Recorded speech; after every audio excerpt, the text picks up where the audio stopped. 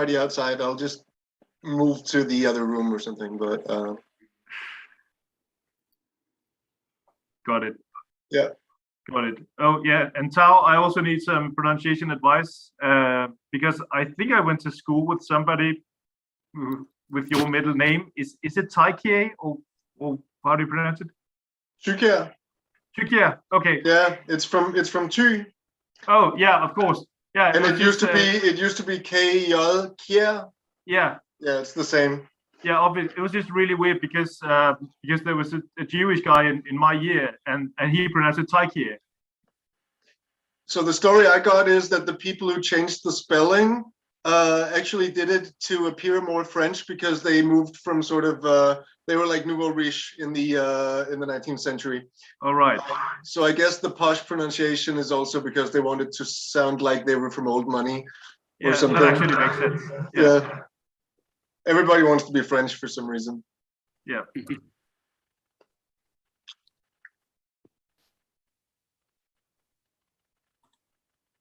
Yeah, so we just wait more 3 minutes and then we can start. Also, I'm gonna turn captions if it does help a bit, even if most of the time they're wrong. Oh, Angela has her hand raised. Oh, okay. I thought you wanted to say something, Angela. Also, in the meantime, I have some sad news for everyone concerning our keynote today, which is our panelist, Maddie Williams, unfortunately won't be able to make it. She did send a video though, like a 40-minute keynote in the form of a video, which we will live stream as per usual. But unfortunately, there will be no Q&A. So sad news. Although I guess it means we can go to sleep 1 hour earlier, which is good news. Also, on the next table, which is roundtable 3 about conspiracy theories, denialism, and historiography, Richard Utz, who was chairing the session, will also be unable to attend, so I will be impromptu chairing it. But yeah, that will work, I guess. Well, Brian, with you. Yeah. Oh, Olga is not going to make it. Sorry? Oh, Olga presented another session. Another. Oh, okay. Another bit of information. Olga presented yesterday because she was also unable to. Today is kind of the cursed day, as you may have realized. Like no one is able to attend. But yeah, she presented yesterday. She will not be here. But you can check her paper when the proceedings are done on YouTube. I'll definitely do that.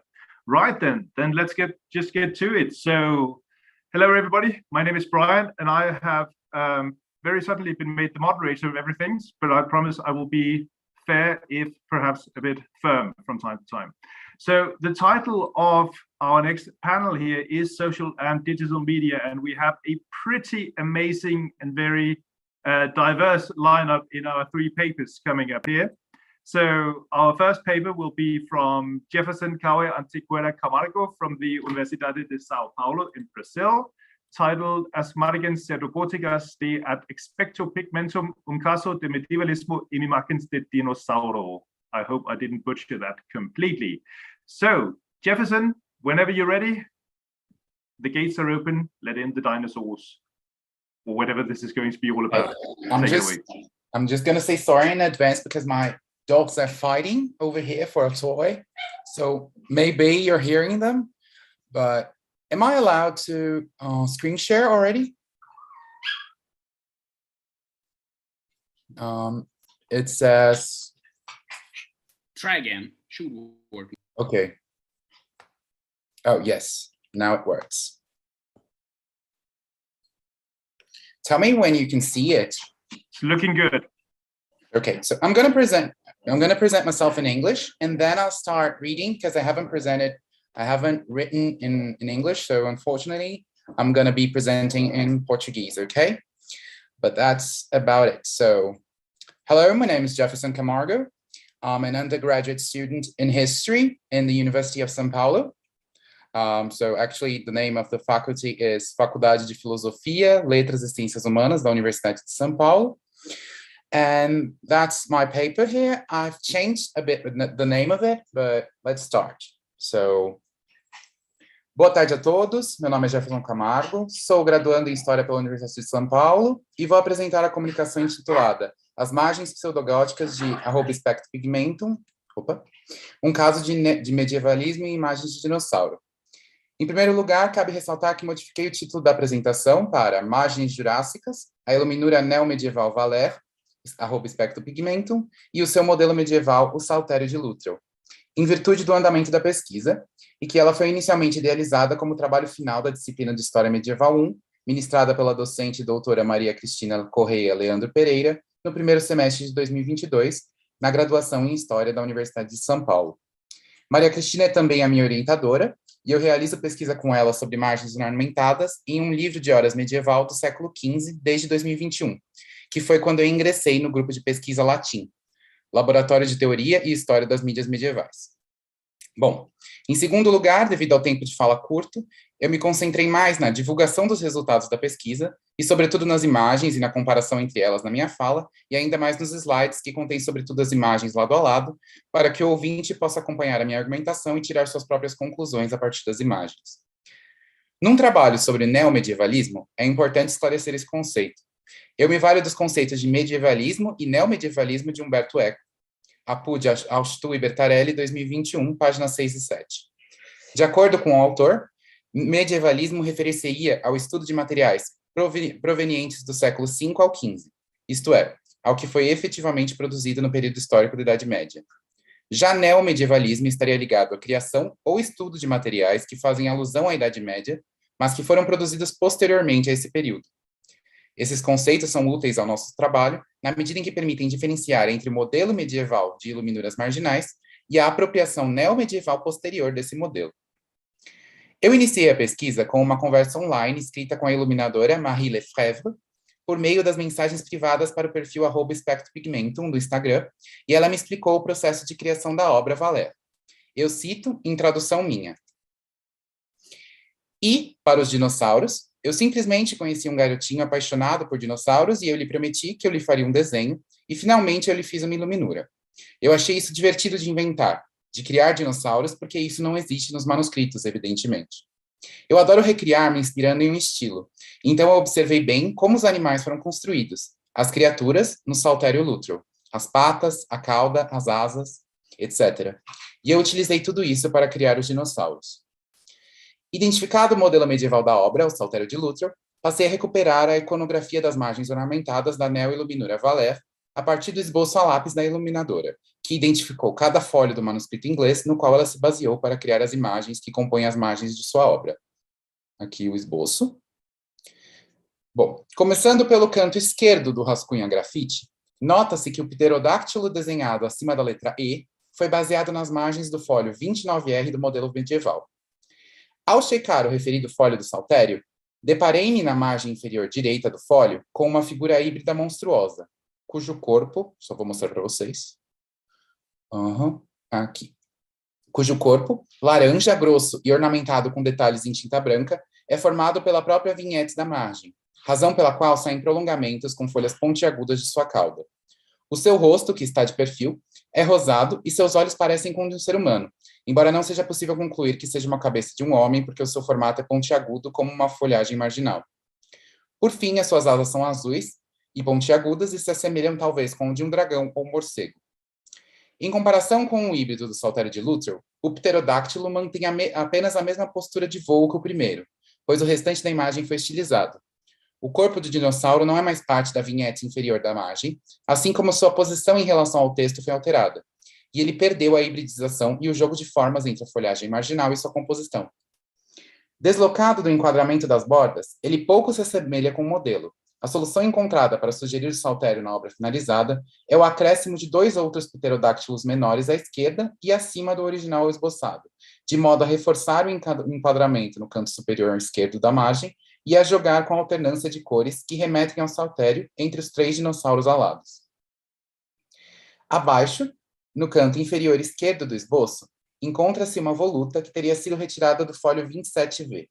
Checando o manuscrito, porém, verifiquei que a imagem é mais compatível com o lado reto do folho, 27R, o que provavelmente foi um lapso da iluminadora. A voluta é novamente uma extensão da vinhete das margens, só que nesse caso, a borda com folhagens está na vertical e a voluta é uma ornamentação na extremidade inferior. Com a mesma tinta azul utilizada no caule das bordas, a voluta apresenta 4 ramificações, das quais saem 4 folhas pontiagudas com as cores alternando entre rosado e alaranjado. Na extremidade, há uma cabeça do que parece ser um quadrúpede, devido ao focinho arredondado. Talvez um leão, por conta das achuras próximas ao pescoço, as quais sugerem uma juba. No entanto, devido ao movimento da voluta, parece que a cabeça na extremidade virou um pescoço para trás e está encarando com os olhos bem abertos a drôlerie no bas de page. A interação descrita entre as imagens pode sugerir, a meu ver, a surpresa do observador dessas imagens ao avistar o bas de page. Assim como o leitor do saltério provavelmente se surpreenda com a figura cujos glúteos são também uma face, de cuja boca sai uma língua rosada pontuda, o quadrúpede da voluta arregala os olhos diante dessa imagem. De qualquer forma, o olhar direcionado para as nádegas alaranjadas certamente contribui para centralizar a atenção nelas. Na versão neomedieval finalizada, a cabeça do quadrúpede é trocada pela cabeça alaranjada de um estiracossauro, cuja boca está aberta e o seio está ligeiramente franzido para o dinossauro à direita dele, um estegossauro. As ramificações com folhas pontiagudas se mantêm, assim como a alternância entre cores das folhagens, embora as cores não sejam as mesmas. A única outra diferença substancial em relação ao modelo é que, enquanto a vinhete da margem estava na vertical no saltério, a borda aparece na horizontal. Sobre a vinhete inferior de Valère, que tomou a aparência de um fim de linha azul e vermelho, baseado nos folhos 15V, 16V e 22R, há 3 imagens de dinossauro. Vamos ver aqui. Da esquerda para a direita, vemos um estegossauro estilizado que está encarando a cabeça de estiracossauro da voluta, um tiranossauro e um tricerátopo. Eu só vou mostrar para vocês aqui, porque aqui a apresentação ficou fora de ordem. Seria aqui, essas três da parte inferior. Não sei se vocês conseguem ver a minha indicação. Bom, embora essas imagens não tenham antecedentes no modelo medieval, o que é compreensível tendo em vista o desconhecimento paleontológico da época, argumento que as interações entre as imagens e o humor proposto por essa interação remetem mesmo assim ao medievo. Além da troca de olhar já mencionada entre o estiracossauro e o estegossauro, o tiranossauro e o tricerátopo estão encenando uma batalha com lanças. À esquerda, o tiranossauro verde com bolinhas em verde claro está em posição bípede e segura com suas patas dianteiras uma lança na diagonal. À direita, o tricerátopo alaranjado com patas verdes está com as 4 patas apoiadas na borda da margem e segura com a boca uma lança apontada para o outro dinossauro. O humor na cena de combate com lanças estaria justamente na substituição dos seres humanos, os únicos capazes de fabricar e utilizar lanças, pelas feras jurássicas retratadas, pois essas seriam capazes de lutar com seus atributos naturais e não saberiam manipular instrumentos humanos. Essas imagens seriam representativas, pois, do que Wirth, 2008, página 37, chama de inversão de papéis, procedimento típico das representações de mundo ao avesso nas margens de manuscritos medievais. Daí o sucesso dessa cena de batalha em evocar o período medieval. Pronto. Agora o último caso de análise. Aqui. O último caso que analisei para este trabalho foi a imagem de dinossauro no canto inferior direito, cujo modelo foi retirado do fólio 219V do saltério de Luttrell. Nele, um ser híbrido de corpo rosado e cabeça alaranjada se encontra no canto inferior direito. Sua cauda forma um prolongamento em forma de voluta, onde aparecem folhas pontiagudas e que se conecta com a margem inferior. O seu corpo possui somente pernas traseiras e de sua boca se prolonga uma borda azul que compõe a vinhete à direita do fólio. Mais uma vez, trata-se de uma figura híbrida ambígua, que apesar de se aparentar com um quadrúpede, não se encaixa completamente nessa definição porque faltam suas pernas dianteiras. Na reconfiguração jurássica desse híbrido, ele se torna um pequeno parasaurolofo, verde-água, de cuja cauda, assim como no modelo, saem ramificações com folhagens e também a borda horizontal da margem inferior, e de cuja boca se prolonga a borda vertical da margem direita. Se, por um lado, a imagem do dinossauro perdeu a hibridização do modelo medieval, como no caso do pterodáctilo, por outra, a imagem mantém a sua função de canto ornamentado das margens direita e inferior, o que não descaracteriza sua remissão a uma margem ornamentada medieval. Em suma, ao diferenciar o modelo da obra neomedieval e identificar os modelos iconográficos do primeiro utilizados na segunda, fui capaz de compreender um pouco sobre a confecção de Valère e as diversas operações utilizadas para remeter ao medievo, como a alternância de cores, a utilização das imagens para estruturar e ornamentar margens e a inversão de papéis. Apesar de imagens como a dos pterodáctilos permitirem identificar a periodização neomedieval da obra, concluo que, no geral, as relações entre as imagens neomedievais são alusões bem-sucedidas à Idade Média e que as imagens cumprem uma de suas funções, a de apontar para esse período histórico. A bibliografia. That's it. Okay, so how do I, okay, here. Exactly. Thank Like you, that. guys. Thank you so much, Jefferson. That was, even without understanding Portuguese, that was absolutely fascinating. I've never wondered what it would look like when a Tyrannosaurus holds a spear, but now I know. That's it. That's it. So thank you so very much for that. We'll come back to that later on in a discussion. But first, of course, we'll move on to the other two panelists. So first, Luis Felipe Anchieta Guerra, who is, of course, our mastermind and usually is the one setting up all the networks and everything. But today he has decided to dive into meowvalisms of popes, plagues, and catastrophe. So I've already notified the UN, then we need a commission on pun control right here. So Luis, whenever you're ready, take it away. Right, thank you, Brian. And to the delight or despair of everyone present, I've tried to work a pun into every slide. Let's see how that holds up. So usually I talk about Templars and neo-Nazis and all that boring stuff.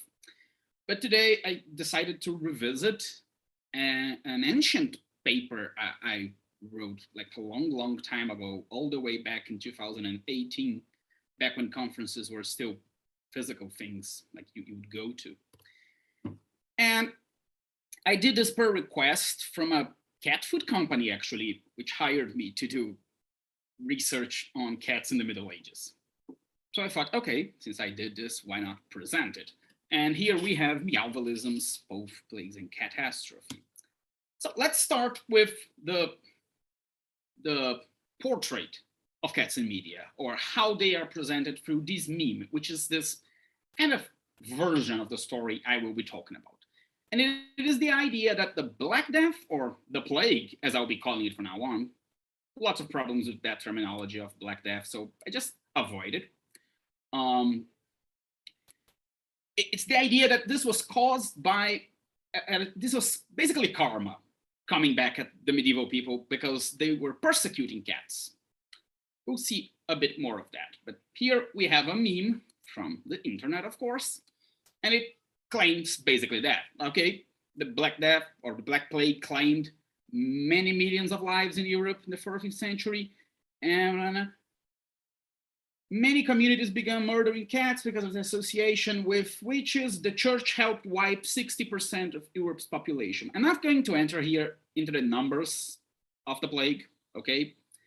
But let's just assume this was caused by the church. And, oh, yeah, we have another one here, which is basically the same thing, but slightly better presented, I guess. It's easier to read, at least. Same thing, okay? The plague was caused by fleas. Fleas came from the rats. Cats eat the rats. Medieval people kill the cats. No cats leads to an outburst in the population. And they would often name one source for this. The Pope, forgot the term in English, but a bull written by Pope Gregory IX, okay? Which is called Vox in Rama, or Vox in Hama, really don't know. And supposedly, in this document, the Pope would condemn the cats for witchcraft and instruct the Inquisition to persecute them. All right, that's the story. Here are a couple examples from a magazine here from Brazil, a popular science magazine. Celtic healers would later become known as witches. Just a second. Which will later become known as witches began to live surrounded by cats. And then they will mention a festival in Belgium, which apparently still exists. The Roman Catholic Church banned pagan cults and started centuries of obscurantism and persecution, including felines, okay? As you can see, very dark ages. Millions of animals were tortured and burned at the stake, along with hundreds of thousands of women accused of being witches. Again, I'm not going to go into the numbers, but a friend of mine who studies Inquisition might disagree with this number. And I just like to imagine the scene of an inquisitor torturing and interrogating a cat, like, confess. And the cat is like, meow. Okay, yeah, Bavary. But this spreads beyond magazines, of course. This crazy looking dude to the side is Miguel Falabella. He's an actor here in Brazil, comedian, among other things. And he made this video, like he was asked to host this video for this channel, MBM Productions, in which he tells the same story. So he's basically voicing it only. And this was quite popular back in the day. I think it was 2017, 18, I don't know. But this video became quite popular. It was a viral. And then we have my colleague, Deborah Lagin, which was my colleague during graduation, and she's a YouTuber, an education YouTuber. She has a very huge channel with 3.2 million subscribers, and she sells courses and things like that. And she did a video on the history of cats, where she tells the same story. All right, so maybe there's some truth to it, right? Let's check. Let's start with the history of the plague, okay? Assuming that is correct, and the mad and dumb Europeans were persecuting the cats, one would assume that in places like China or the Middle East, the plague would not hit that hard. After all, the Pope has no authority there, and according to those same sources, the cat is sacred in China. Well, below we have a map estimating the deaths by the plague, and might be hard to see, but basically the darker, the worse. And yeah, just take a look at Mongolia. I don't think it was the Pope, really. Okay, now, also blaming the plague on witches is something I couldn't find any source for. I could find a lot of sources for blaming the plague on Jews, but not witches. In fact, I don't think witches were that big of a deal in the 14th century at all.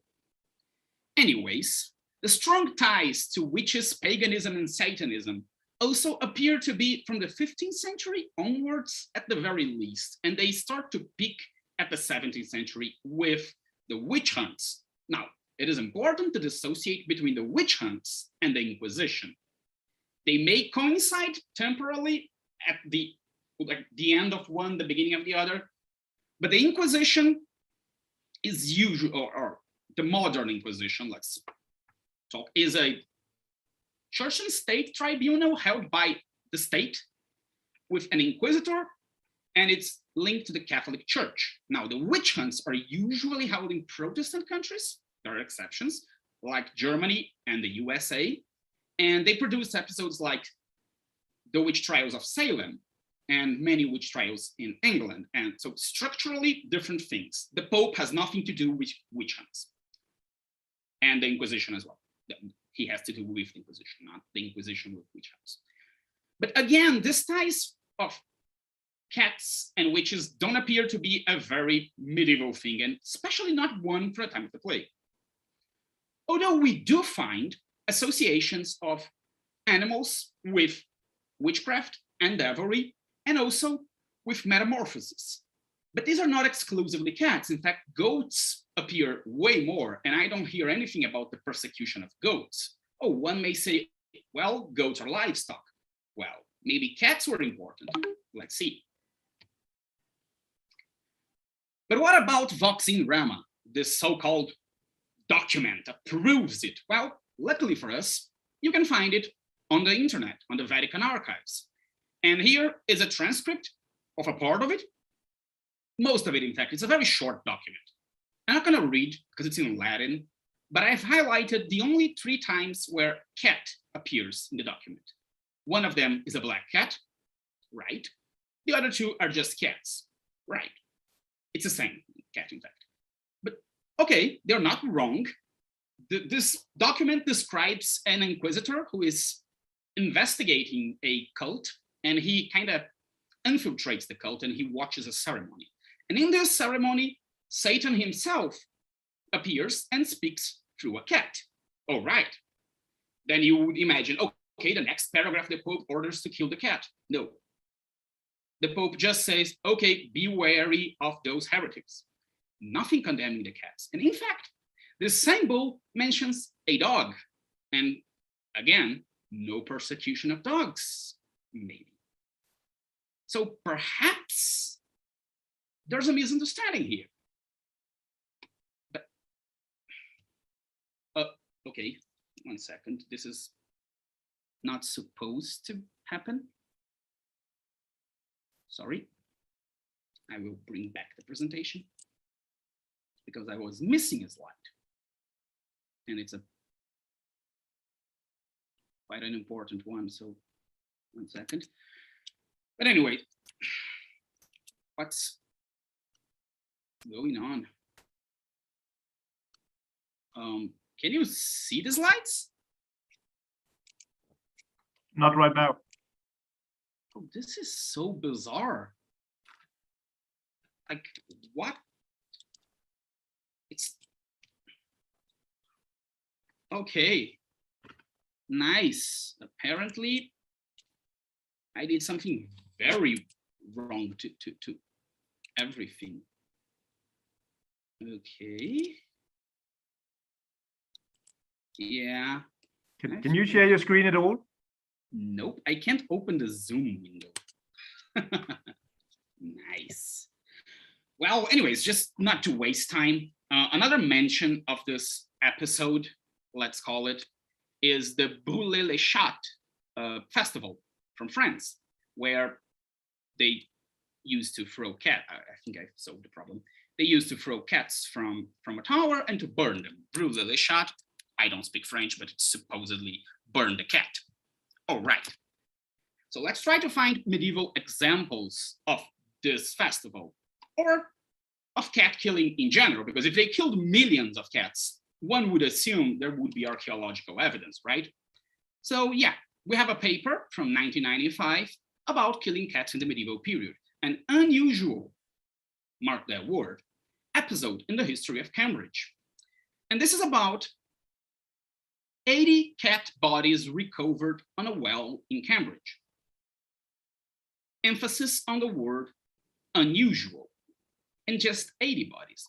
And then we have this image. Now, back in the day, when I presented this on 2018, this image fooled me because I looked at it and I was much more naive back then. And I thought, okay, this is a good example of cat torturing in the Middle Ages. And yeah, it is, but it is not what it seems. Now, written below is an explanation from a blog which says that this is the festival Brûlé les Chats, or burning the cat. And it's exactly as it seems, as it's written below. So it's a French festival where they burn the cat. Nice. Well, if you look for that image, you will find it here. And I forgot to put the name of the document. It's in German, so I won't be able to pronounce it anyways. But, well, take a look at that image again. That's not a festival. That's a weapon. This is a treaty of artillery. That's a cat bomb, literally. And above it, you can see a bird bomb. And on the other page, you can see other types of bombs. And it's a treaty about making bombs and setting things on fire. And the guy suggests is wrapping gunpowder to an animal, so the animal slips into the enemy fortress and kaboom. So yeah, is it sadistic? Definitely. Is it cat persecution? I don't think so. I mean, as much as it's bird persecution. But what about the Middle Ages, I guess? Well, we can go back to Isidore of Seville, which is a good example or a good starting place when you're talking about animals. And in his most famous book on the etymologies, he talks about the cat as the mouse hunter. And he describes the importance and the ingenuity of the cat. But we can go further. We can search a variety of medieval manuscripts who have cats in their illuminations. And these cats are often represented catching mice, but not only any ordinary mice, mind you. Take a look at that fat mouse down there. He's eating something.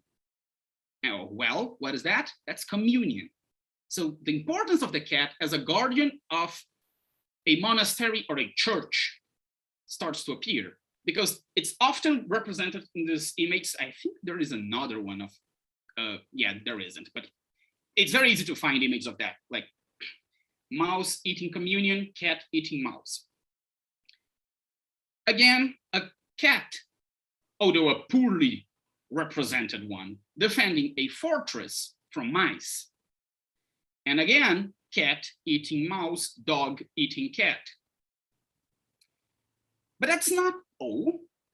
If we take a look at the Libre del Consolat de Mar, which is a Spanish naval treaty from a bit earlier than the plague, you would see that there is a very interesting law in which if a ship is transporting cargo and that cargo gets damaged by rats and the ship had no cat in it, well, the captain is obligated to pay a value back to the merchant. So yeah, basically cats were mandatory in ships. That was almost a type of medieval insurance company, we can say. And during Edward I's reign in England, there is another peculiar law, which mandates how how seafaring vessels should proceed in case of a sea wreck. So if you find a sea wreck, it's free to spoil unless there is a surviving man, cat, or dog. So again, if the cat of a ship survives, that cat guarantees that the ship's spoil belongs to its owner. So cats have a legal status, I guess. Again, this is it's looking very bad for that theory of the church persecuting the cats, isn't it? Oh, but where does it come from? And I will be wrapping up now. Oh, I forgot, another example. I've translated the poem, or I didn't, actually, I got a translation from the internet, but Penguerban is a poem from Ireland in the 19th century from a monk to his cat, which is Penger. Ban means white, so it's white Penger. And the monk is complimenting the cat as like the perfect companion. And also there are famous manuscripts with cat paws over it. And there is the very famous Cat P manuscript. If you don't know what that is, just type Cat P medieval manuscript. It's a very fun story. But where does this idea comes from? And here, I don't have a way of proving it really. And I may be able to find more compelling evidence in the future. But one of my main theories is that this comes from a misreading or a not so misreading interpretation of the Great Cat Massacre from Robert Darnton. Well, if it's a great massacre, it's a history book, it must have happened in the Middle Ages, right? Maybe if you read the book, it's actually not medieval, it's 19th century. But if you read the book very carefully, you will see that Darnton kind of spreads the same theory, albeit in a more veiled way. He will talk about how cats were adored in ancient Egypt and how they were persecuted and seen as bad omens in the Middle Ages, which again, might be true somewhere, but doesn't seem to be the rule. And here I would like to answer Carol's paper yesterday when she said something about the influence of academics in pop culture or popular culture. And I would maybe disagree. I think that there's a phrase from Marcus Bull that I really like, where he says that there is a discrepancy between academic production and popular reception, but it is there.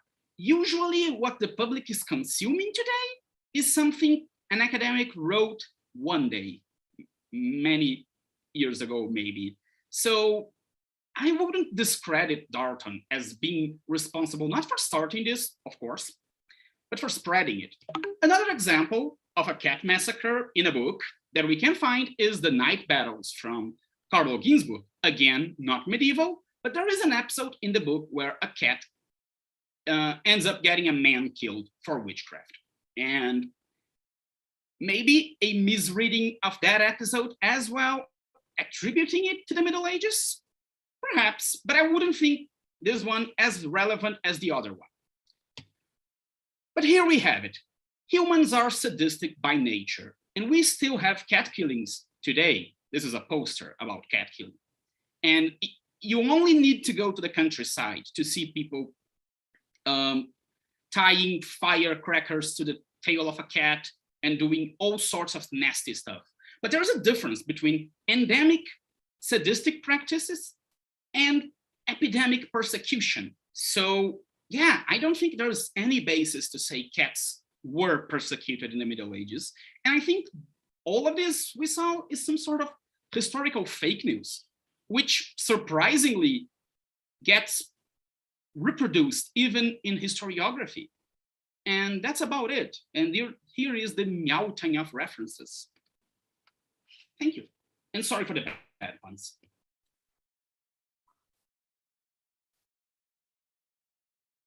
Thank you so much for that, Luis. I can tell you that the chat erupted even into more puns than you put into your presentation. So great fun was had all around.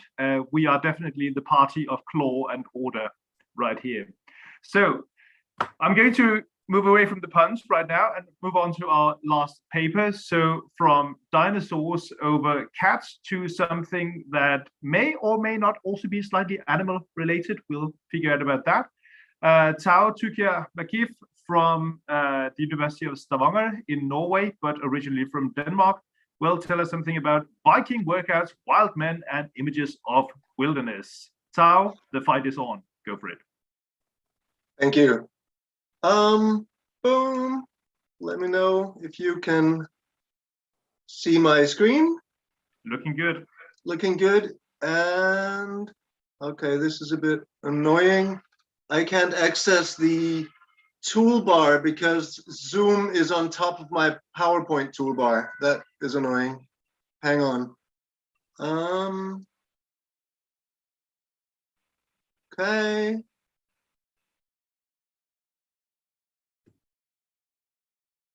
Actually, really annoying. I can't go. We have some.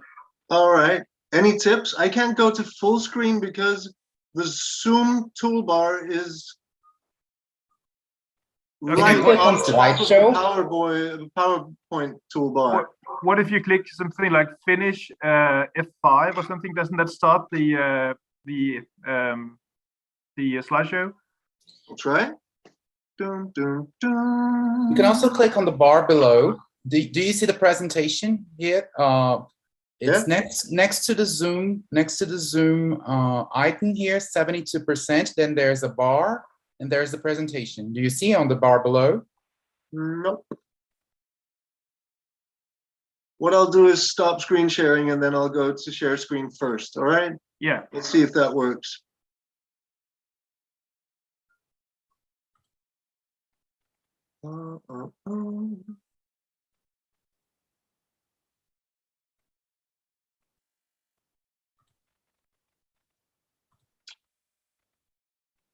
Okay, this should work. Boom. Yeah. Okay. Yeah. Okay. Something's happening. Something is happening. Yeah. And for some reason now I've got a double of my slideshow, but you can see my screen, right? Yep. But it's mostly blank. Is it mostly blank? Yeah. I can see the top part of your screen below, and then there's just something gray above it. Oh, that's Yeah, so your weird. slides are below the shared screen. Oh, this is strange. So I'm not seeing my own screen the way you're seeing it. Okay. So let's try this. Okay, this Yes, works. All right, good. excellent. Great. Okay, good. Hopefully this will work. Great. So, Luis, your paper will be hard to follow, both in the solidness of argument as well as the entertainment value. I'll do my best, but I have a paper that is sort of a bit here and a bit there. It's based on a 30-page research paper I wrote, and now I've tried to condense it into 15 minutes that will also hopefully be a bit fun. So if I touch upon some topics and not really go into depth with them, ask me in the Q&A or in the discussion afterwards, because I tried to get around a lot of stuff like gender and images of nature and historical reception. I'll be talking about Viking workouts. So to some extent, sort of we've had one paper which was about extinct animals, now a paper about animals that are still alive, whether or not somebody tried to extinguish them. And my paper is more or less about sort of the imaginary animal that is the unicorn, that is the fictitious Viking, and how people try to make themselves into Vikings through working out. Specifically male humans, or humans that try to be more male than they already are. Welcome to the Viking Workout Zone. I'll be talking mainly about this kind of stuff, fitness paradigms, and some very sweaty workout aesthetics. Now, Viking workouts have been around for, I'd say, close to a decade in the shape that, or a bit less than a decade in the shape that I'll be talking about. But the notion of tying the Viking Age to physical movement and to sports is way older than that. In Scandinavia, at least, because it's sort of, the Vikings are a brand that has been used very much in the past hundreds of years to construct some sort of, or some calibrations of national identity. There's been sort of a historical tie to especially weightlifting clubs, football clubs, also boxing and wrestling clubs, and a tendency there to refer to themselves as Vikings. Also to use more or less sort of popularly conceived images of Vikings as their logos. So the stuff I'm showing you here is to some extent not new, but the context is new, which is a new kind of personal training paradigm that really has appeared within the last decade. So there are tons of Viking workouts on social media. I'll show you a few examples of them. I have many more, but I singled out sort of some examples to show you sort of the breadth of it, and then some cases to go more into depth with how they're being constructed and used.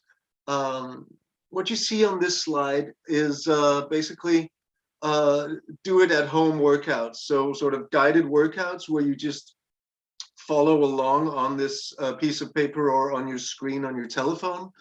These are free workouts from the company called Derby, and they actually have at least 6 sort of Viking Norse mythology related workouts at the moment. The Vikings workout, which is inspired by the TV series, the Berserk workout, the Shield Maiden, the Valkyrie, the Viking, and the Wrath of Odin workouts. Now it's pretty random, the content of these workouts, right? You see that I mean, it's most of it are movements that you see in all other kinds of fitness or sort of sports martial arts contexts. There's lunges and plank and push-ups and sit-ups, etc. So this is sort of the, I'm easing into it before we get really hardcore on the Viking workouts. But it's interesting to note, actually, with Derby, it's one of the only examples I've found of Viking workouts that present women as sort of having any potential for performing or being the inspiration for Viking workouts.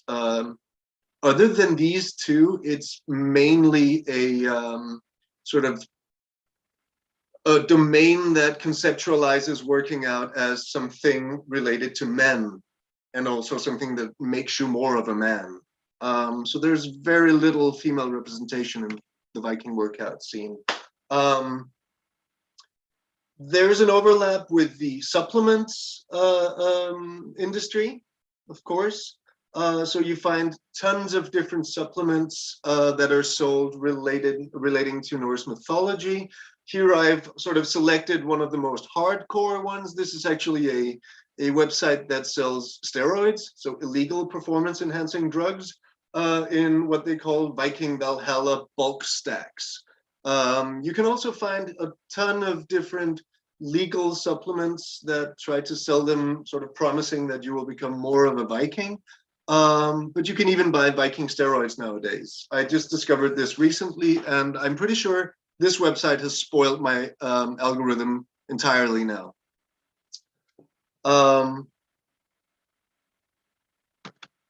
So I thought I'd go into depth with a few examples of Viking workouts. This is the Viking workout for becoming a berserker, which is coincidentally supplied by a supplements vendor, Steel Supplements. It's from 2020.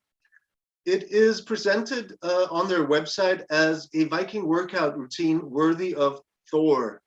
Now, obviously, it goes without saying that all these Viking references are references to pop culture and to pop culturally based notions of history, right? This is something I hope we can discuss in the discussion as well. But a lot of the inspiration for this comes from shows like Vikings or the Marvel Cinematic Universe, or action movies or computer games. So the way that this workout is framed is with this short text. It goes like this: there really is nothing more metal than the image of a grizzled and bloodied Viking warrior wearing heavy skins and wielding war axes in the midst of a blizzard while a pillaged town burns in the background. This type of iconography has captured the modern fascination with these ancient Norsemen. Shows such as Vikings with Alexander Ludwig and Clive Standen as Bjorn and Rollo have catapulted Vikings even further into popular culture. While you might not have the blistery landscape of rocks and ice of the Nordic countries, you can still forge a Viking body in your own backyard. Now, my experience is that of the, let's call them modern Vikings, so people who to some extent identify as Vikings nowadays, a lot of them are from the American Midwest. So, and of course also from the Slavic countries, the Baltic countries, Scandinavia, and even South America. But Americans and Scandinavians really make up a large part of this. So it's pretty interesting that the workout text here refers to popular culture as the inspiration or what has popularized it. It's also interesting to note how completely unhistorical it is, wielding two axes at the same time, going to war during a blizzard. There's just everything wrong with this fantasy. But that is what it is, a fantasy. Now I thought I'll go back to another workout case where I get into more what they do, what the physical training is actually like, which supposedly forges a Viking body. But first, I'd talk a bit about context and background. I just got to say, though, that I can't see the clock on my computer. So if somebody could tell me approximately how much time I've got left, please let me know. You've talked for 9 minutes so far. Okay, that's brilliant. Great. So I situate this sort of modern Viking training in the context of other trends that have happened in the past decade or decade and a half.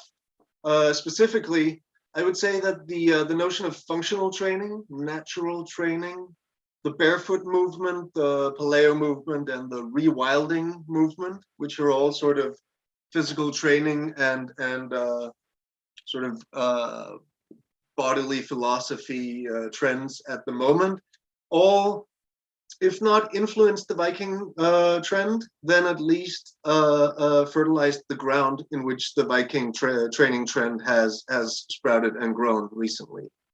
And what's common for all these movements is the notion of naturalness, the idea that humans have become so removed due to late modernity and hyper-technological societies, etc.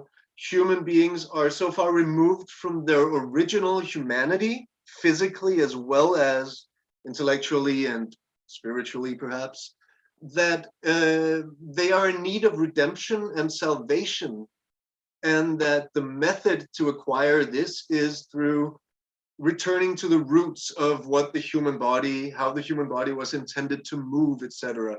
You see this in movements such as Ido Portal's movement culture. He has a monkey as his logo to sort of signify that humans are monkeys. That's a common trend. You see, you know, Viking trainers as well being referred to as the beefy monkey, or referring to themselves as Stone Age men. So there is this atavism, or this notion of primordial movement, which is, it goes sort of much further back than the Viking Age. There is some idea that pre-modern humans were better, they were more real, they were more as intended, they were happier, sexier, more testosterone, and that if we can just figure out a way to move like them, we can become them, right? Whether that means running with no shoes on, or like in Gymnastica Natural, moving inspired by different animals, or et cetera, et cetera. Now, this trends of both the paleo movement, functional training, natural training, the barefoot movement are, I would say, all undercurrents of a wider trend, which is the rewilding movement. The term rewilding was coined by Georges Monbiot in the book Feral from 2014. It was first formulated as referring to releasing captive animals into the wild, but it then expanded to describe the reintroduction of animal and plant species to habitats from which they had been excised. People started using it to mean rehabilitation, not of species, but ecosystems, restorations of wildness, and then anarcho-primitivists applied the word to become to human life, proposing a wilding of people and their cultures. So basically, I would say that where we're at now, if we look at physical training trends, rewilding is probably one of the fastest growing and most dominant trends. Now, if you look at the pictures here, there's an example of a rewilding coach, a book from a fitness company about how to rewild, but look at the small white picture on the bottom left. The Art of Movement, Rewilding Our Bodies, 10-week video class, right? So this is quite normal for a lot of this, is that the rewilding process in physical training is very often framed by digital technology and by cars. People drive their cars into the countryside to do primordial movement stuff while documenting it on their smartphones and uploading it to Instagram. All right. Here's an example of that. This is Wim the Iceman Hof, who is one of the very successful examples of the rewilding trend. Some of you might know him. He has basically invented a method where you hyperventilate and sit in buckets of ice water, or jars of ice water, tubs of ice water. And that's very popular, and he is making a lot of money doing that. And he recently announced that he was a Viking, and tried to inspire his followers to be Vikings in search for their strength, to sail the seas, doing whatever is needed. Now, obviously, there's sort of a duality of terms here, because being a Viking, at least in Scandinavia and in perhaps other Northern European countries, also refers to winter bathing. But it's pretty clear that Wim Hof here is referring to Vikings from the Viking Age, particularly because he actually uses a picture of a fantasy Viking in his Instagram post. I thought I'd dive into a case and show you how Viking training is sometimes performed and how it acts as some sort of role-playing, actually. This is the Viking Fit Challenge. It's presented on a website called Viking Martial Arts by a American-Norwegian teacher called Ture Nielsen. But it's often the workouts on this website are actually inspired by the Viking training system coined by James Buchanan from Edinburgh Functional Fitness. Now, they're followed by the text established 793 AD and are described as a way of getting in shape in 8 weeks, focusing on using nature and your own weight to get you in shape, just as the Vikings did in the Viking Age. Let's see what a Viking Fit Challenge might look like. This is the training program, The Ultimate Viking. It is inspired, or at least that's what it alleges, by Sven Asleifson, who was known as the Ultimate Viking. It doesn't really show that he was known as the Ultimate Viking due to a 19th century novel, not due to how he was referred to in sagas.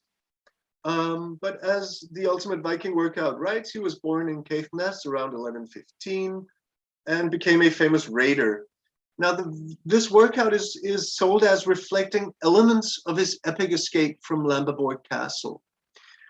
We can read about the escape from Lamberborg Castle in Orkneyinga Saga. And I'll read aloud and then I'll show you how this is transformed into physical motion. So this is what Orkneyinga Saga describes about his escape. He then tied ropes together, which they had, and during the night, they let Sweyn and Margad down from the Borg into the sea. They swam along the cliffs till they came to the end of them. Then they got on shore and went to Sutherland, thence to Moray, and thence to Diffeya. There they met with some Orkney men in a trading vessel. Halvard and Thorkel were the commanders, and they were 10 altogether. Sweyn and Margad went on board with them when they were 12 together, and then they sailed south of Scotland until they came to Mayar. There was a monastery, the head of which was an abbot by name Baldwin. Sweyn and his men were detained there 7 nights by stress of weather. They said they had been sent by Earl Rognvald to the King of Scots. The monks suspected their tale and, thinking they were pirates, sent to the mainland for men. When Sweyn and his comrades became aware of this, they hastily went on board their ship after having plundered much treasure from the monastery. Right. That is more or less the story of Sven Asleifson and the escape from the monastery. This is how the fitness training combines role-playing in a way of reenacting these events, these mythological events, perhaps. Sven Asleifson, Ultimate Viking Workout, consists of 1 minute max 15 feet rope climbs. Do not touch ground. Now, if you remember, in the saga, he climbs down a rope. Then there are distance rows, right? He rows his boat. Alternating overhead mace bell strikes. We are imagining here that he is hitting somebody with a weapon. 1 minute max distance body weight in kettlebells carry.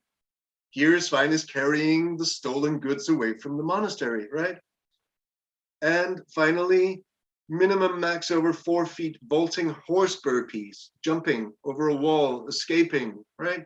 So they've made a workout that actually sort of consists of the training of the physical feats that they think are key to the story of Sven Asleifson stealing stuff from a monastery and getting the hell out of Dodge. What's interesting is, of course, these are to be done in a gym. They're to be done in a fitness center, probably with techno music in the background, using contemporary weightlifting paraphernalia. Right. But to some extent, there's a conflation of 2 different situations, so that the person performing the workout may, with the knowledge of the saga, imagine being Sven Asleifson, right? I'm going to go into a bit of my sort of hypothesis about the wider genealogy of the Viking movement, and then I'll round off. Now, these kinds of movements that, physical training regimens are not just part of the functional training or rewilding trend, which has sort of been around for a couple of decades. I would say that they can be contextualized in sort of farther genealogical origins as well. The 1960s human potential movement, for example, has influenced the context in which they have grown. So has contemporary paganism, specifically the growth of Asatru. There seems to be an overlap between people who look for religious identities and who train in sort of embodying values, etc., that relate to the Viking Age. Atavism and Neo-Ludism, which are sort of kind of diffuse philosophical movements, have also influenced this.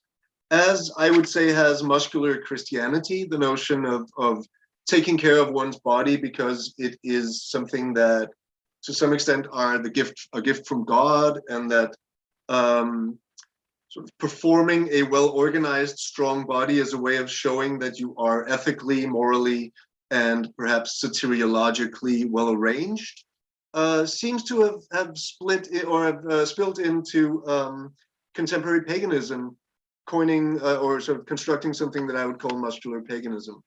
There are also other elements that might play a part: bodybuilding, beefcake erotica, and the movement of modern stoicism or broicism, which by some researchers is being referred to now as brosatru, so the very masculine overlap between sort of hypermasculine fitness training, Somi influencers, and contemporary paganism.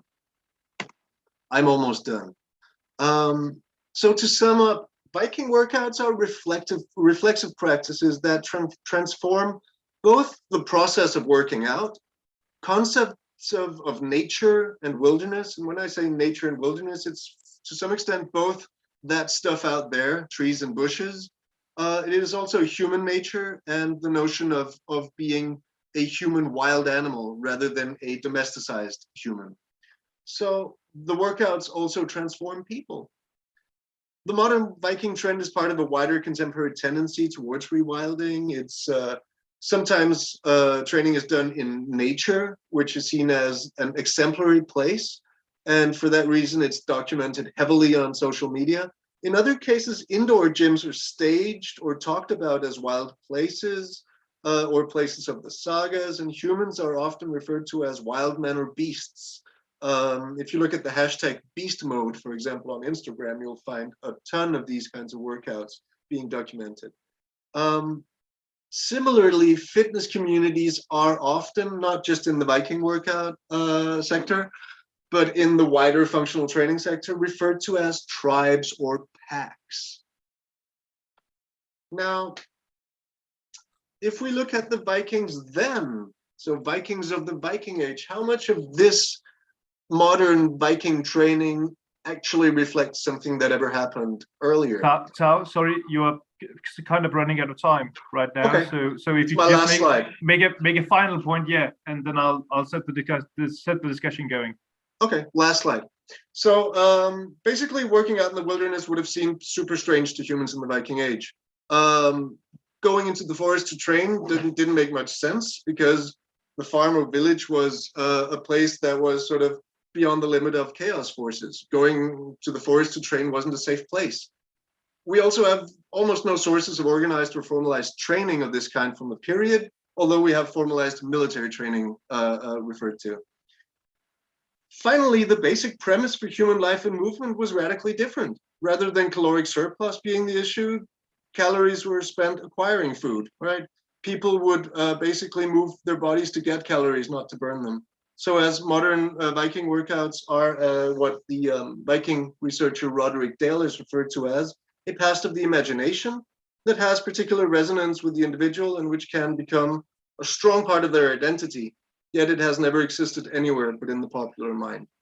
Thank you.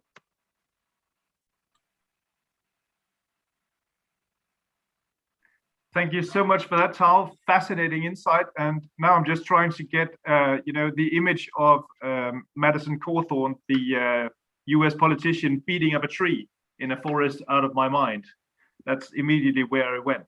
So this was really incredible. Thank you so much to all three of you. I'm going to begin with a question for you to debate among yourselves, and then I'll open the discussion for everybody who wants to take part in it.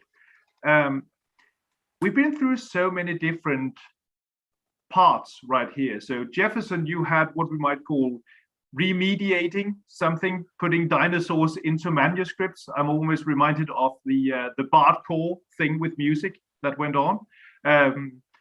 Louise, we had what could we say, sort of using the medieval church as a cautionary tales, or saying, see how they killed the cats, and then feline intervention struck them. Very progressive, I suppose, also climate awareness point of view. And Tal, you have the not necessarily regressive, but a longing for a pre-modern tradition. So we have three very, very different takes on the Middle Ages through social media. And I think my question for you is, why the Middle Ages? Because we have these wildly different ideas of what the Middle Ages can be used for in your presentation. So I'll just let you three discuss, what is it about the Middle Ages on social media that is so powerful? Okay, so can I start? So I'd say the illuminator I studied on Instagram is French. So I guess it is a question of nationality. She says she is an illuminator herself. So it's like she has acquired this sense that she comes from a generation of artists that go from the Middle Ages to her. It's something like that. So I guess it's a question of nationality and how France was formed, in my case. How about you guys? Going in order then, I think, and I'll take the less pragmatic approach, I guess, especially because you can find this alternative history, let's call it, or we can call it bad history or fake news. You can find it in Spanish, Portuguese, English, German, and these are the languages I bothered looking for. I'm sure you can find it in French, Italian, and probably anything else. But I would say, I think there is something about the Middle Ages. And I think it's, since we are so desperate to in this idea of modernity, we end up always returning to this great author, to this object. I would say we have this fetish-like relation to the Middle Ages, where anything can happen, actually. Like, the Middle Ages are this playground where you can do whatever. And it's also possible to conciliate the unconciliable. Like, you can have impossible things happening at the same time. You can have a time of religious persecution, but you can also have a time of freedom and magic. And you can have plague and disease, but you can also have chivalry, etc.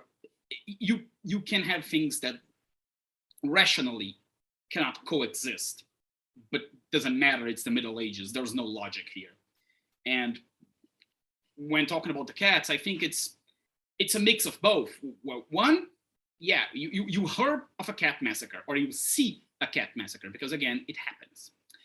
And then you look, oh, this barbaric thing, it must be medieval. And of course, no, because in ancient Egypt, cats were sacred. So yeah, ancients, cool. Oh, but the witch-like cat, the witch was persecuted. Oh, and the witch has connections to the Celts, whatever that word may mean. I don't know what it means, but hey, so witch is good, Middle Age is bad. I think it's something like that, and it allows us to create this fantasy, because it's a surreal fantasy, really. Today, with our technology, we would have trouble eradicating the population of cats from Europe. Just take a look at a city that tries to eradicate some sort of pest. It's usually not easy. So are we giving credit to those people, like before the internet, to have eradicated cats from Europe, to a point where it created such a huge imbalance in such a short time span? That doesn't make sense. But again, it's the Middle Ages.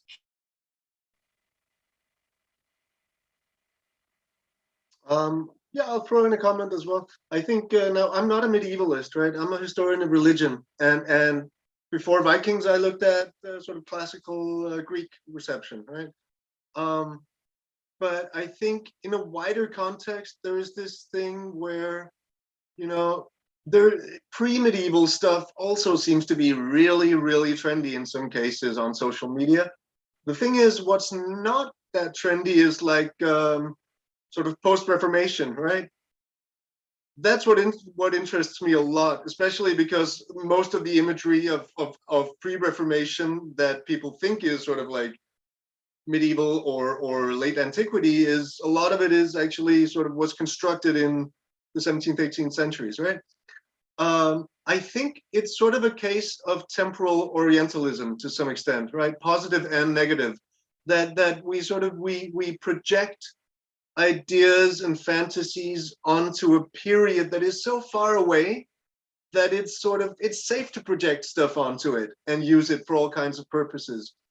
And I think that's sort of the mechanism. But one of the reasons for this mechanism is, I think, undoubtedly Hollywood movies and B movies, and like just the idea that sort of fantasy was based on some weird sort of medieval idea. It's not always, it's sort of, there's swords and sandals movies, which is more like, I don't know, Alexander the Great meets Omar Sharif in the desert. And then you have, it's like Roman Empire and medievalism have inspired fantasy movies, and they've now come back to bite us in the ass because now they have influenced our idea of these periods loosely sort of conceived. Right. Yeah.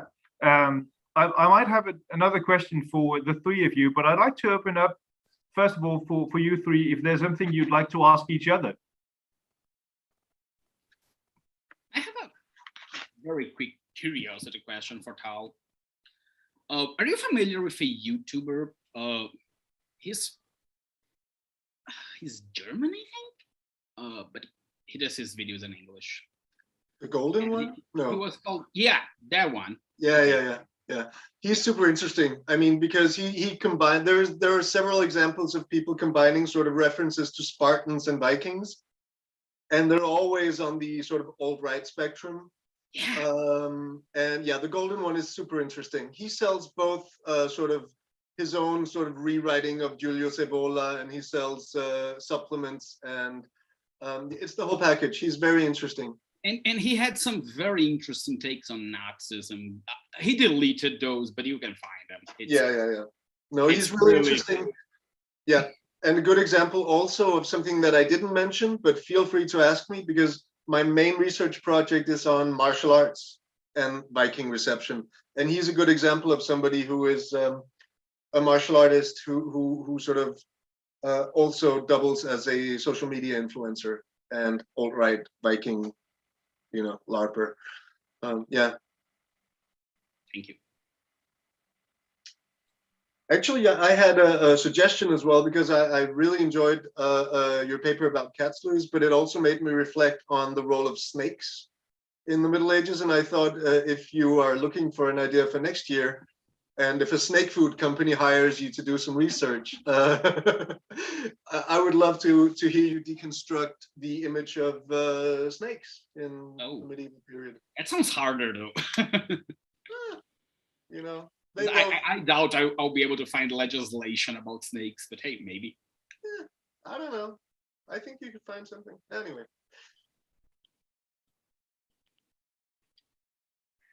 Okay, I'll pass on the mic to our audience. We have a pretty solid audience for this one. So once again, showing how interesting your papers already were, just based on the titles. But audience, what would you like to bring up as a discussion? And just a reminder that the audience can type. You can type. Sorry. You can raise hand, or you can send to the Q&A box. Yes. So of course, raise your hand or write a question in the chat, and then we'll have that answered. or just bring up any sort of topic related to medievalism and social media.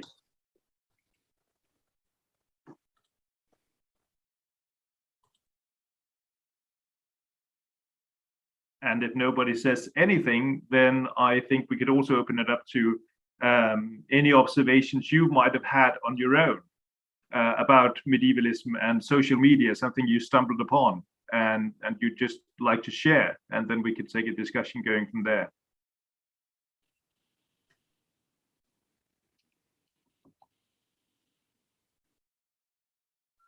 No questions, people? Come on. No questions. Oh, We were so clear, Sabina and we raised her hand. basically covered everything, so. Let me promote Sabina, just a second. You'll be kicked out and you enter again. It's painless. She's fine. It's just a minor incision. She's back.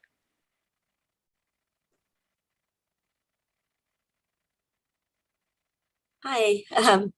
My question's for Tao. Thank you for all of your papers, by the way. They were all great. I hope you can hear me. My question is for Tao.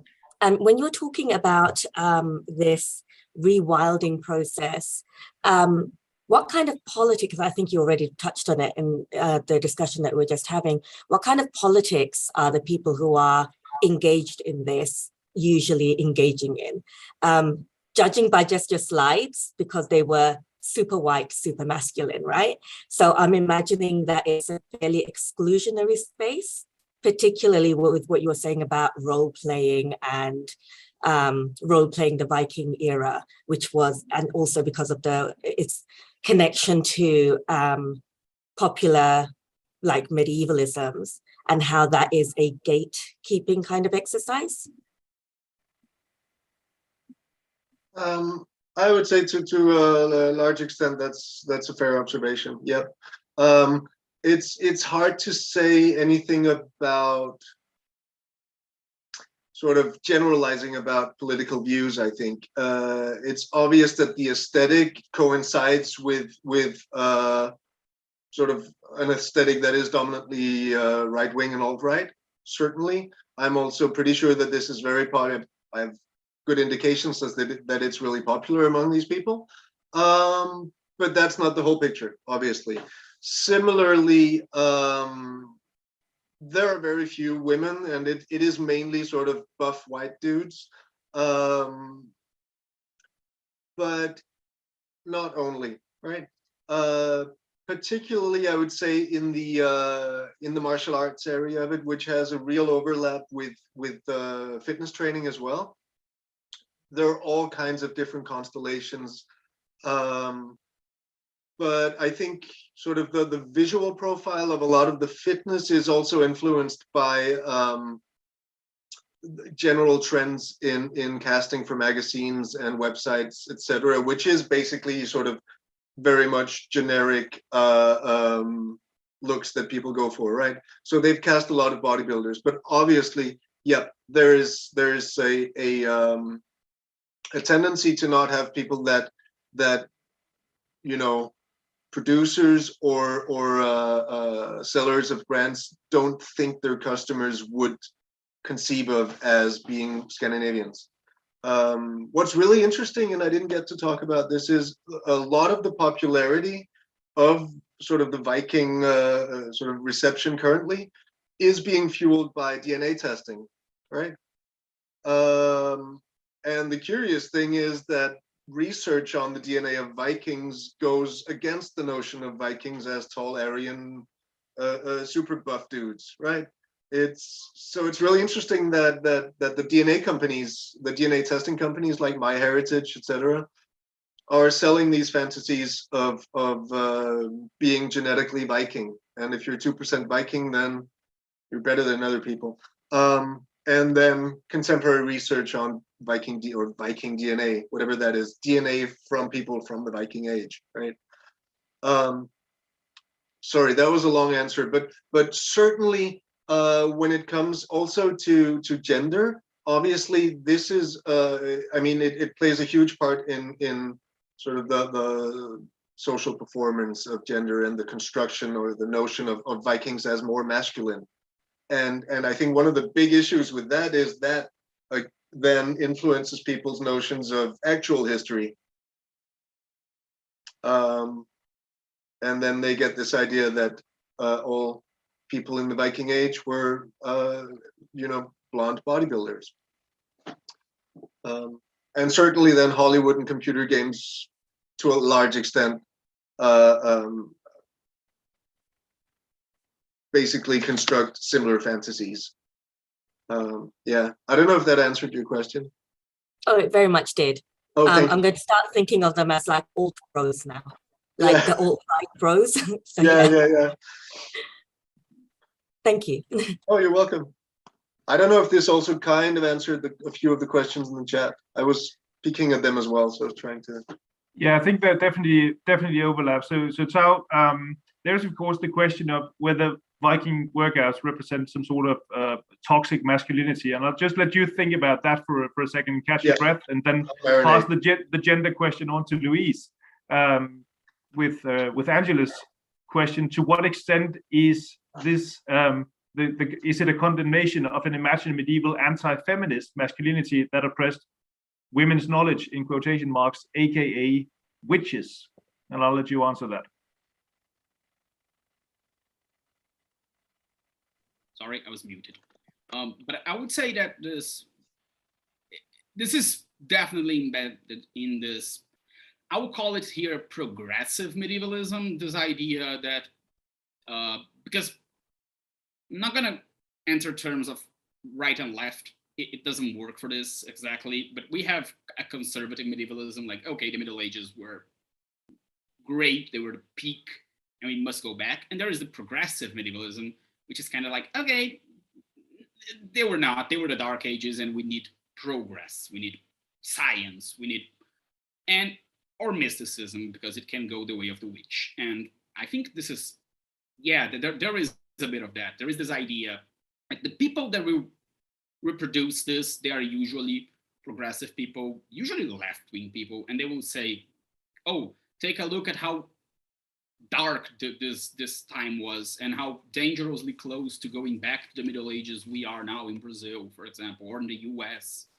And if we don't take care, if we're not careful, the churches will do it again, and they will kill the cats again, and we will all die of the plague.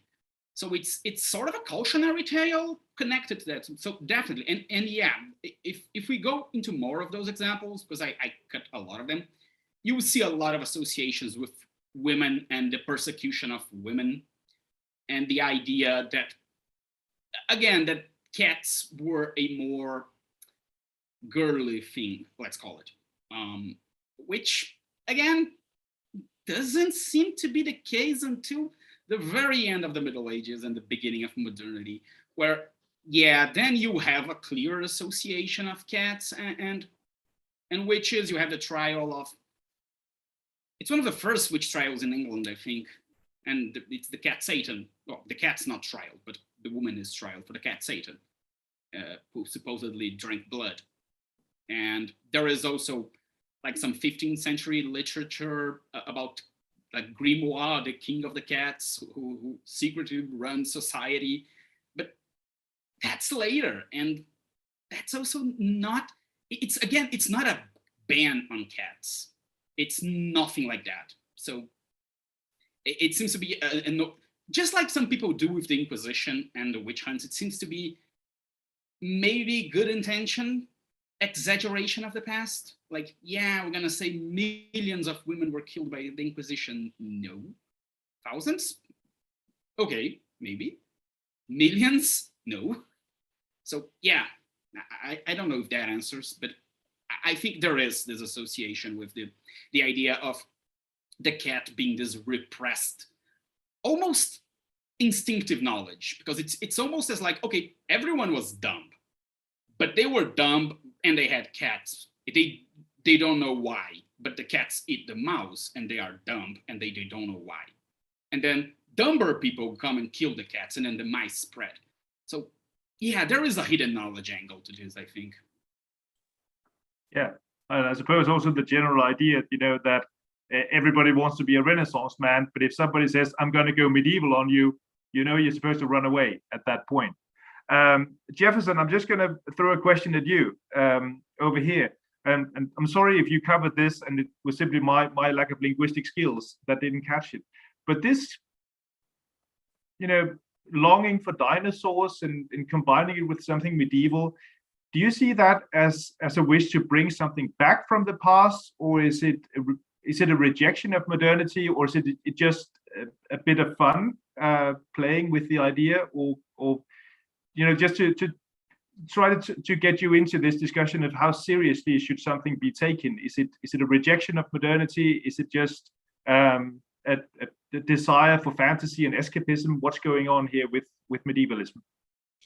Oh, in this particular case, in this margins I was examining at least, it's kind of more like a fantasy play, like you said, because it was made for a child. I don't know if you caught this, because it was a child who liked dinosaurs and asked the illuminator to do something for her. She didn't know what exactly she wanted, so the illuminator decided to include dinosaurs. That's what the child liked into the margins based on the formula, what already existed in medieval imagery. So she took the Lutrup Psalter, and then she transformed the forms, everything that was already there, into dinosaurs in a way. So I guess it's not supposed to be taken that seriously in this case, because it's just for a child. But there are more serious stuff when you get to this mimicking the Middle Ages stuff. I mean, this Vikings case is an example. But in this case, no, I'd say it's just fantasy play. Just like if you encountered unicorns into the margins, for example, it's just playing. Yes. Yeah, and of course, there's the general childlike fascination with dinosaurs. Audience, raise your hand if you were fascinated by dinosaurs when you were kids. Yeah, everyone. Yeah, practically. This idea that dinosaurs are stand-in for parents because they're big and all that.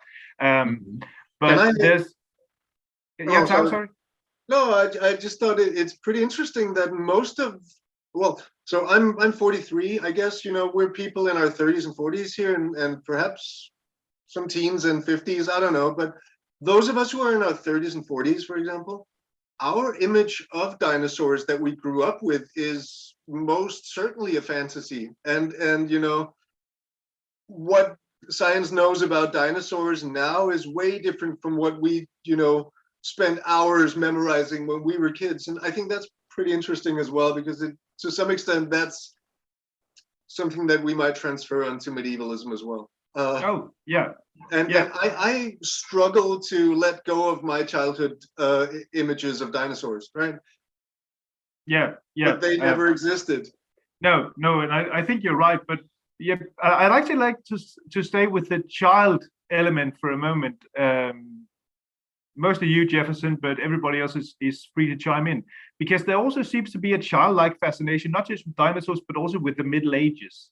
And obviously there's some nodding going on here, but when I look at pictures of myself as a child, I played with tiny knights and built castles out of Lego bricks and all that. There seems also to be a childlike fascination with the Middle Ages on top of everything else. I mean, it was not, to go to your point, Tao, it was not post-Reformation Europe that was my go-to historical era when I was a kid. And I was just wondering if some of you have any comments on, we'll come back to the seriousness in a moment, but if you have any comments on why the Middle Ages are so fascinating to children, and sometimes that's what brings us into history. I would go back to what I said, that the Middle Ages being this, you can take it as the infancy of modernity. I would say it's a fetishism thing for modernity. I'm perhaps way too Lacanian for that, but anyways, but because of that, I think it's one of the most fascinating periods for children, because again, you can fit almost everything, and then you have a snowball effect, Because on one hand, yeah, you can fit almost everything, and it's so easy to insert your child. Like you're playing with sticks and swords, and it's so easy to transport that to the Middle Ages. And on the other hand, because of that, we already have so much material about the Middle Ages from the 19th century till now that we'll go like from D&D to books, to movies, to video games, to everything. And it's harder to find the same amount of content for other periods, at least for childs. So I've never seen a Spartan garment for babies, but I have seen Templar garments for babies, like for real, with crochet helmets and tabards. And yeah, it's a bit disturbing, it is, but you can buy it on eBay. And I've never seen like a Roman senator thing for kids, so.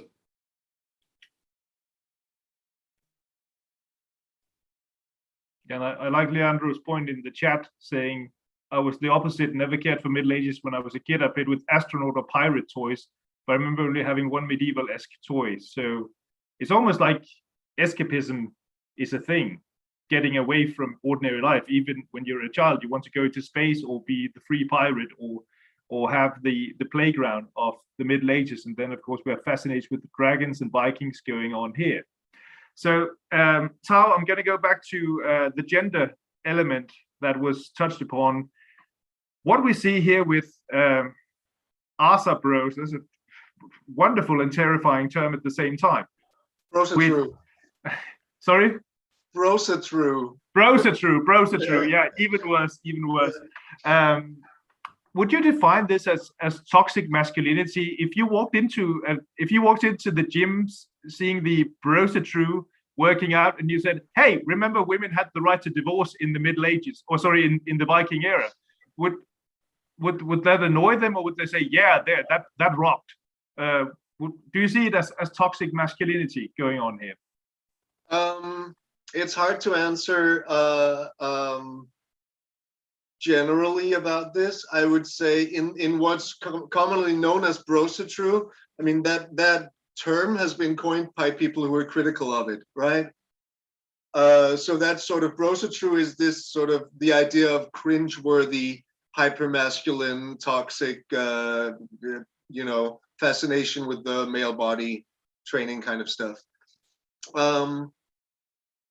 And that can go to a very extreme direction, but it can also be pretty harmless to some extent, where it's like, okay, so women are more or less absent from this sort of training paradigm, but it's not necessarily in a misogynistic way all the time, if that makes any sense. Actually, I think more it's sort of in a homoerotic way. But of course, the people who practice it to a large extent probably don't conceive of it like that. But aesthetically, there certainly is an overlap. But yeah, I mean, okay, so women are pretty much absent from this kind of training. Most certainly. They're present in the martial arts training, but they're pretty absent in that kind of training. And I think that has to do both with the fact that in this kind of training, perhaps not in CrossFit, but there are more men practicing than women. And then it sort of becomes, there's several layers of sort of exclusion, but not necessarily gatekeeping. Does that make any sense? I mean, you see references to the Viking Age in martial arts milieus where you have plenty of women, but I think they have a lower frequency of pretending or telling themselves that they actually are Vikings. Although they might think that the Viking Age is cool. Because the common perception of Vikings is a man with a beard and an axe who has poor manners and sort of kills and rapes, and it's okay. Yeah, and I think that's and in a moment I'm going to move on to I know Carol Robinson had to go, but I'm going to go back to apparently the discussion you touched upon, Louise, with academia and our possible impact on popular culture. because last week I had a meeting with somebody from a Scandinavian museum, and he said there's also been a tradition when you look at Viking graves that if a male skeleton was buried with an axe, he was a warrior, and if a female skeleton was buried with an axe, the axe was a tool, not a weapon. And so it's even been reinforced in academia. They had to reconsider that because they found a female tomb with loads of weapons in it. So they figured it's probably the blacksmith's wife. Yeah. And eventually they had to reconsider everything in that regard. So there's some sort of movement going on right here. But I'd like for the three of you to just chime in on the question of academia and popular perceptions of the Middle Ages and the past in general. Could we do more to shape the narrative? And if we should, what could we do, or should we just let it run its course, especially on social media, where, as we can see, misconceptions or whatever you'd like to call it can spread so fast? I would like to start. I think like quick answer. Should we do more? Yes. What to do? That's hard, because there is like this breach between academia and public perception, and we try to close that gap. I mean, we have theories and books about public history, which I think is the answer. But I think the issue, and just now to reference Professor Dani Galindo, who I think is on the audience, last year on this conference, she presented in a session about public history. And one of her points is, yeah, we need to do it. But what exactly is public history? Like doing a podcast that only undergrad students at the very least will listen to, is that truly public history? Maybe not. How do we reach those people? I don't have an answer, but I think that's the path. And in terms of the correlation between academia and general audience, I think there is, like, one permeates the other. And again, I really like Bull's argument, which is, on one hand, public perception permeates academia because, well, someone likes Vikings, someone will decide to study medieval history and do a dissertation on Vikings. Eventually, they will learn that everything they loved is a lie, and this will crush their soul. But they were influenced by their passion. On the other hand, academia does permeate. And one of the ways it does, at least here in Brazil, but I think all over the world, is through education. The textbooks we use in classes, they will reference authors, but usually outdated ones. And then we create a gap. And this gap gets larger and larger when we go to fiction, or historical fiction, let's call it. A movie will often hire a historian, but they will only consider 50% of what he said because the rest is boring. And this, again, keeps contributing. And it's not rare to see someone mention Henri Pirenne and the idea that, oh, Islam was very bad. And yeah, Henri Pirenne is outdated by like 50 years already, but people who mention don't care. Like, he's French, he's cool. But yeah. Yeah, so Luis just said everything that I was going to say. I totally agree. I think I worked as a consultant for like documentaries as well. I have friends who've done the same for computer games, and the story is the same across the board, which is they do their best, and then other interests than accuracy end up prevailing and defining how much of the research they actually use. But then, yeah, as you say, Luis, you know, it at least for me personally, I don't think it's a problem that we have works of fiction that are not historically accurate. And I realized that in my paper, I sort of said Vikings then, Vikings now, you know, like they're doing it wrong now. Obviously, that's not necessarily the way we should approach historical reception. People are allowed to get things wrong, intentionally or not intentionally. I think we, at our last meeting when all three of us were together, we were talking about the notion of misappropriation. Is that actually a thing, or is there just different ways of doing reception, right? And obviously, I think both can be the case. It is a huge problem if all we have is artistic products that just show sort of blatant fantasies of the past. But that art is not the only part of the problem. The large part of the problem is educating a public to a level of proficiency where they can tell the difference, right? And I think that's hard for us as academics to do alone, because a lot of it has to do with sort of, it goes to sort of primary school and upwards, you know, and textbooks. And like I'm a guest researcher at the Viking Museum right now in Denmark. And it's really interesting to see how all museums in Denmark struggle to make the Viking Age interesting, make their collections and exhibitions interesting. And they have sort of a researcher identity, and at the same time, they need to sell tickets, right? And they know that they can't sell tickets to 12-year-olds if they go like, so here's a bibliography I want you to read, you know, 200 words of research. They have to do some sort of, you know, like a song and dance routine to get people through the doors.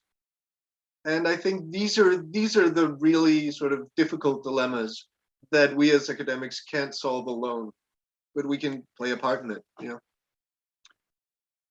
Yeah, I also completely agree with the other panelists. I think that when we're talking about the Middle Ages and reincorporating that into the modern age, it has also something to do with politics and nationalism at times, because when you're talking about Vikings and all, or when you're talking about the past of England, the past of France, it's always about, oh, when our country was formed, how it was shaped. We shouldn't change the territory, but I guess there's a positive value in reincorporating the Middle Ages and transmitting it to other people, even if it's not about accuracy, like they said, because it's important for us to get to know, for example, in the case, I concentrate myself, my research is about images. I research images in books of ours, in the margins of books of ours. So I say there's something great about telling, for example, oh, there are buttholes and then there are tongues that go out of it and things like that. We can show them the images out of context. I think that it creates some interest in the Middle Ages. They're gonna think, oh, the Middle Ages are an imaginistic, fantastic time. It's not about that, but it's a start. Showing them what the Middle Ages are, what they have, and try to step by step destroying those myths that the Middle Ages are dark, or they only torture cats, people, you know. There's a bright Middle Ages as well. In images, for example, the colors are always bright, so colorful, full of these fantastic images. I guess there's a positive view of the Middle Ages as well. Absolutely. Can I add a comment to that? I think, yeah, of course. I agree entirely. I think one of the challenges to that is sort of not educating people. It's a bit of what I said before, not educating people going, well, you thought things were like this, but actually they're like this. Or you thought it was boring, but actually it was interesting. Or you thought they were liberal, but actually they had, you know, because that way of thinking also betrays the main tenet of being a scientist, which is not settling for sort of the current best prevailing theory as being the one that's going to last forever, right? We need to be able to somehow criticize popular misconceptions, offering alternatives that are sort of the best working models we have, while keeping an open mind for the fact that in 10, 15, 20 years time, we ourselves have become wiser, right? So that was just another dimension to add to it. I just have one thing to add as well, because just reading Angela's comment, I totally agree that we need to bring to schools and this is that talk about when talking about textbooks, because oftentimes academics don't like to work on textbooks, and it's important, people. Sometimes it's important. We need to think about the children. No one think about the children. But the problem is, I think we need to be careful, though, not to replace a Dark Ages with a Bright Ages. And to quote the Lord of the Rings, when Frodo offers the ring, I think it's to Galadriel, and she says, oh, instead of a Dark Lord, you would have a Bright Lady. And neither of those are good. Because if we create this idea of the Dark Ages as this amazingly great period of time as well, you are inviting the white supremacist perception that the Middle Ages were superior. And then you are creating an idea of the Dark Enlightenment, which often prays in anti-scientific behavior, like, oh, vaccines will give you cancer. So I think Leandro has a good point, which is perhaps the path is to show that the Middle Ages were complex, just like today. It wasn't black and white. It wasn't like this very simple society as we learn. It was a complex society, which was inclusive, which was excludent, which was racist, which was not racist, and all at the same time in different places, because that's how humanity works. It's not simple. It's never simple.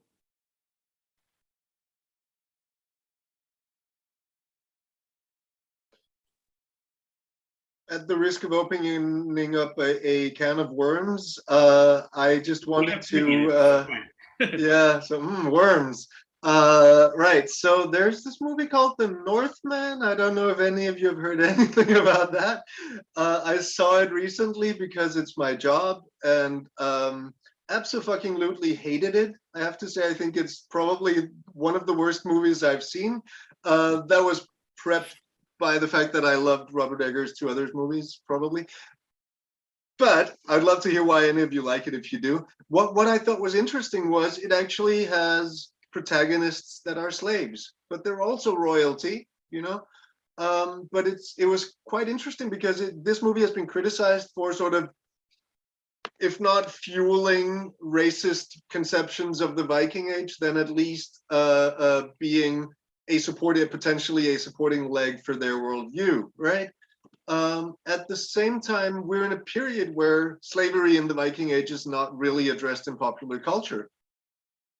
And this coincides with the Black Lives Matter and White Lives Matter or All Lives Matter movements, right? So the timing is super interesting for someone to have a sort of all-white cast in a movie where the protagonist is both sort of this prince and a slave, and we're actually on the side of the slaves. So I found that quite interesting, although I didn't like the movie that much. I think that was just what I wanted to say.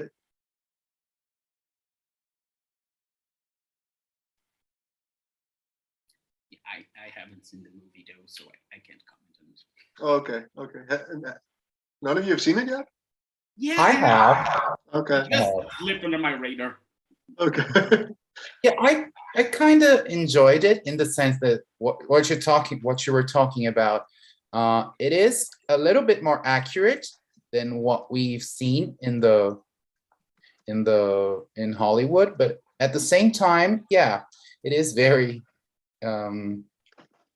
it can lead to supremacists telling us that, oh, the Middle Ages are all white and all that stuff. But I guess there are advances. Okay, so that's why I think we're advancing in this field of portraying the Middle Ages as a realistic period, not only black, not only white, and not only in binaries, right? I think that's the problem. Brian had a comment in the chat about that the paleo diet was successful, but paleo surgery not so much. And I think that's an important point as well to make. All the small stuff, you know, that the stuff you don't see in movie. People never go to the bathroom in the movies, right? And also, like when we see a medieval fantasy in the movies, we don't see the toothache, for example. Not in that many movies, right? The small stuff, you know, the lack of toilet paper, the tooth decay. And I think those small details, which are the ones, I mean, I can have a pretty sweet day, but if I suddenly have a toothache, it doesn't matter, you know, if everything else is good. I think those small sort of details of the internal life of folks is more difficult to portray, but it's actually one thing that is really lacking. Sort of a, you know, social, psychological, and somatic reality of individuals could be portrayed, you know, sometimes a bit more, and then the epic a bit less. Yeah. That might help. I had a professor of ancient history who said that every movie you see about ancient whatever, if they have all teeth and all teeth are white, it's wrong. So all movies are wrong. So you shouldn't care about authenticity. And I agree. It's like we don't talk about the nasty stuff. There used to be a running joke in the Star Wars fan community, which was that they never show the toilets. And then the Mandalorian series actually addressed that by showing a toilet in the first episode. So maybe there is hope for us to see like a Viking toilet in the future. I thought the toilets were in the suits. Oh no, that's Doom. Okay. It's processing the Thai pads. Okay, I think we Right are then. Yeah, unfortunately, we are out of time. Thank you so much, all three panelists and everybody in the audience who chimed in with questions. This is going to be a discussion that will be ongoing about authenticity, about what our role should be as academics and everything. But I'd like to reiterate the point in the chat that stressing how complex the Middle Ages were is probably a good idea, because it will make them relatable to an audience. And in my experience as a teacher, the students can handle that, and also quite a bit of additional representation will also usually at least create some discussion and leading us on to how we see the past. So thank you so much to all three of you. It was wonderful having you, and thank you for letting me moderate on short notice. So brilliant. Thank you so much, and Thank you, I'll see all everyone. of you around. Thank you, Take care. Brian. And we'll see hopefully all of you in the roundtable that starts in 7 minutes, 10 minutes, which will be about conspiracy theories, alternate histories, denialism, and historiography. So see you all very soon. Bye-bye. Take care. Bye, Take care. guys.